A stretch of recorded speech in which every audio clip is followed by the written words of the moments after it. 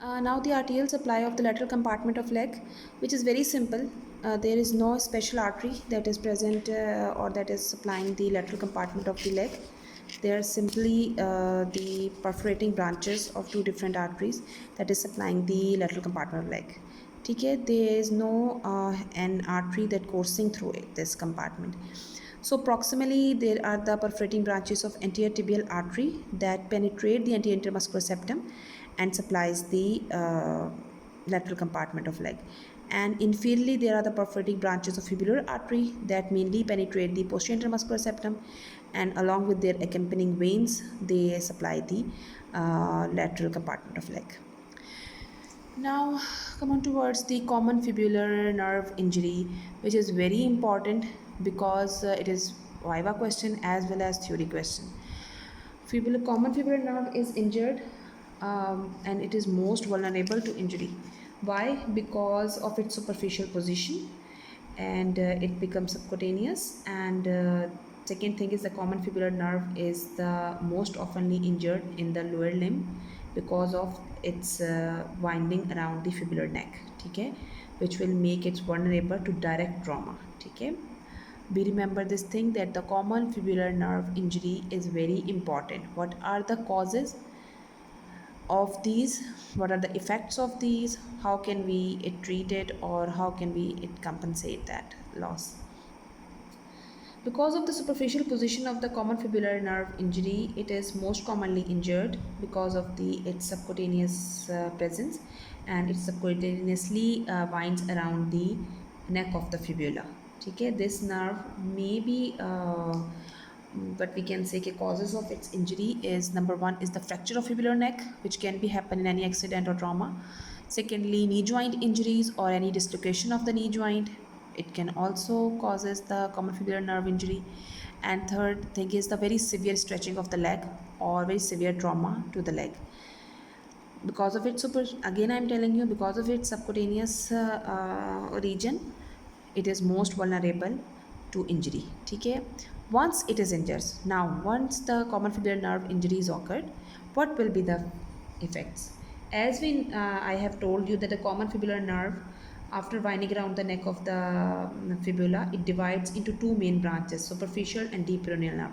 So definitely once the common fibular nerve is injured, it's both of the branches become totally lost. Okay, they will causes flaccid paralysis of all the muscle in the anterior and lateral compartment of the leg. The anterior compartment of legs has the dorsiflexors of the ankle, and the lateral compartment has the everters of foot. So once the injury is occurred, there will be the flaccid paralysis of all the muscles that are present in the anterior and lateral compartment of the leg. And finally, what happened? The loss of dorsiflexion of the ankle causes the foot drop, which is further exacerbated by unopposed inversion of the foot. Okay, foot can be everted, it cannot be dorsiflex, and leading to foot drop. What is foot drop? Foot drop is simply inability to raise the front part of the foot up. Okay, the patient is not able to do dorsiflex, this making the effect the limb too long. Okay, it looks like that the limb is too long. Why? The toes does not clear the ground during the swinging phase of the walking. Once a person is walking, so at that time there is a stepping time and one is a swinging time. Okay, at that time patient is unable to clear the ground, his toes to he is unable to clear the ground by his toes.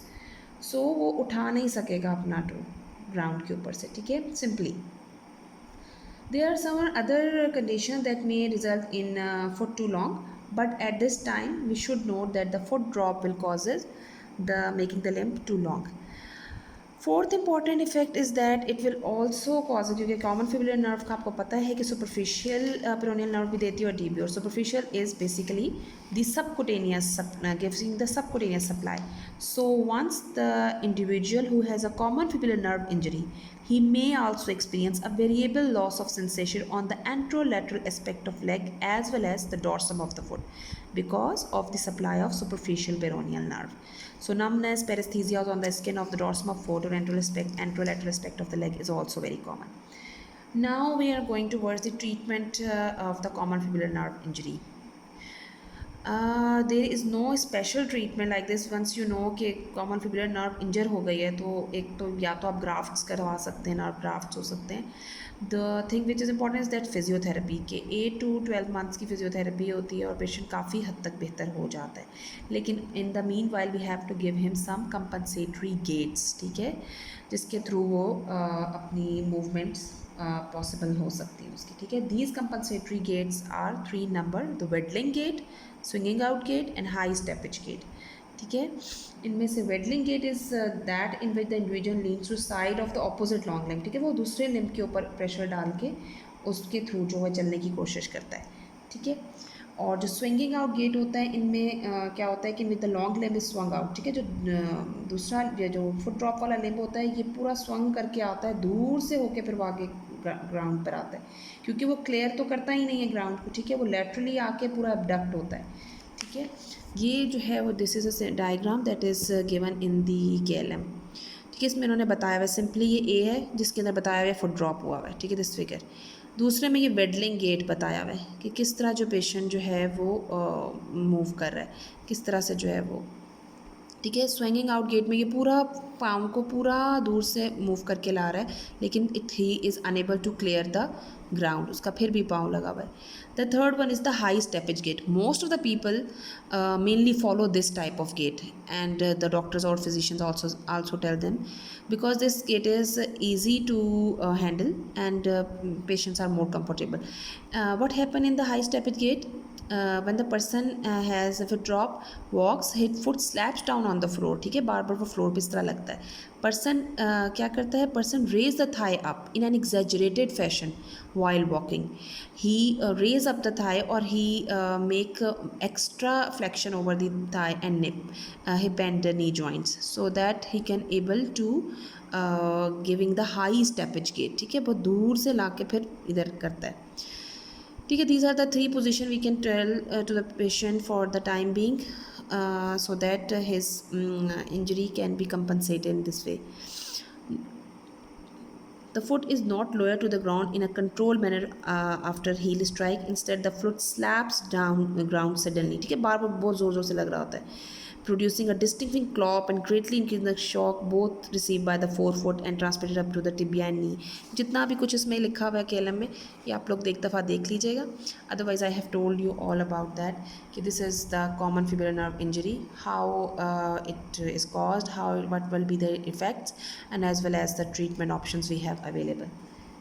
Okay, because the drop foot make it difficult to make the heel strike the ground first. As in a normal gait, the high stepped gait is commonly used, ठीक है, because of this flaccid paralysis, ठीक है. flaccid paralysis में यही हुआ कि patient जो है वो टोटल उसके जो लॉस हो जाएंगे सारे एंटीरियर और लैटरल कंपार्टमेंट के मसल्स, ठीक है. This was all about the injury to the common nerve.